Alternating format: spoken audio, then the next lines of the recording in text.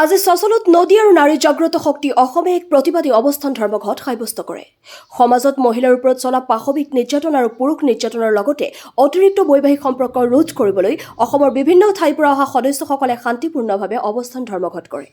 এই প্ৰতিবাদী অৱস্থান ধৰ্মঘটৰ বিষয় সম্বন্ধে নদী আৰু নাৰী জাগ্ৰত শক্তি অসমৰ মুখ্য সচিব বৈকুণ্ঠ প্ৰিন্সে আমাৰ এআইএন লাইভৰ প্ৰতিনিধিৰ আগত কি ব্যক্ত কৰিলে চাওক। গুৱাহাটীৰ পৰা বিশ্বজিৎ চাহৰ প্ৰতিবেদন এআইএন লাইভ।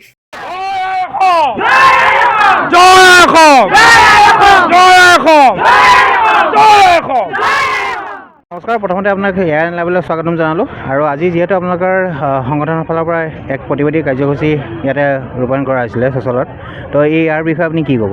আমি আমাৰ যিমান জিলা সমিতি আছে সকলো সমিতিৰ জিলা বিষয়ববীয়াসকলক লৈ আমি আজি প্ৰতিবাদ সাব্যস্ত কৰিছিলোঁ।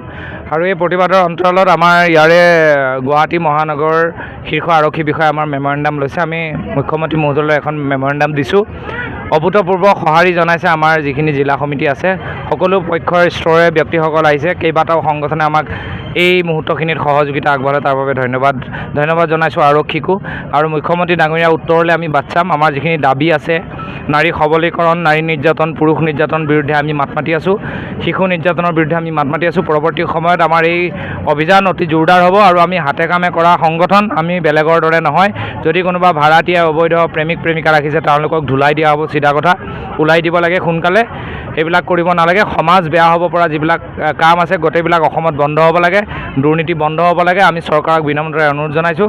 আৰু যদি এইখিনি কাম মানি নলয় তেনেহ'লে আমি পৰৱৰ্তী দিনত ইয়াতকৈ বেছি জোৰদাৰ আন্দোলন কৰিম, ৰাজপথত কৰিম। আৰু মানুহে কয় ৰাজপথত কিয় আন্দোলন কৰিব লাগে? যদি চৰকাৰে মানি নলয় ইয়াৰ পৰা কৰাটো, তেতিয়া আমি ৰাজপথলৈ যাবলৈ বাধ্য হ'ম। গতিকে হাজাৰ আজি এই প্ৰতিবাদী সমদলত যি সহযোগিতা আগবঢ়ালে তাৰ কাৰণে বহুত ধন্যবাদ। আৰু আপোনালোকৰ চেনেলকো বহুত ধন্যবাদ জনাইছোঁ, আপোনালোকে আমাৰ এই কথাখিনি প্ৰচাৰ কৰাৰ কাৰণে। ইয়াতে আৰু এটা কথা যে বৰ্তমান যিটো আপোনালোকে ধৰক বৰ্তমান পৰিস্থিতি লৈ পেলাই আপোনালোকে মানে প্ৰতিবাদ সাব্যস্ত কৰিছে বা আপোনালোকে মেমৰেণ্ডাম ধৰক দিছে, কিন্তু এতিয়া বৰ্তমান এটা খুব মানে পৰিচিত এটা ঘটনা আমি দেখা পাওঁ, পৰকীয়া প্ৰেম। এইটো লৈ পেলাই আপোনালোকে কিবা কৰিছে নেকি? নাই, এতিয়া পৰকীয়া প্ৰেমৰ ওপৰতো কৈ আছোঁ। পৰকীয়া প্ৰেমৰ ওপৰত যিবিলাকে এইবিলাক কৰি আছে, শব্দটো কৈ নিদিওঁ আৰু কৈছোঁৱেই অলৰেডি। কৈ দিব লাগে যদি কৈ দিম, মই লাজ নকৰোঁ। গতিকে এইবিলাক হ'ব নালাগে। পৰকীয়া যদি কাৰোবাৰ ঘৈণীয়েকৰ লগত থাকিব মন নাই, ঘৈণীয়েকক উপযুক্ত ভৰণ পোষণ পইচা পাতি দি তেওঁ বেলেগ এজনী বিয়া কৰাই লওক, আমাৰ তাত ক'ব লগা নাই। আমি সেই বিয়া খাবলৈও যাম। কিন্তু ডিভোৰ্চ নিদিয়াকৈ যিসকলে বিয়া পাতে, আমি বিয়া খাবলৈ যোৱা ষ্টাইলটো অলপ বেলেগ কৰিম বুলি ভাবি আছোঁ। যদি আৰক্ষীয়ে নকৰে আমিতো কৰিব লাগিব।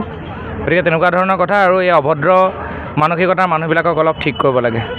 যিকোনো খবৰ আৰু বিজ্ঞাপনৰ বাবে যোগাযোগ কৰক 7896121996 লগতে 7002537271।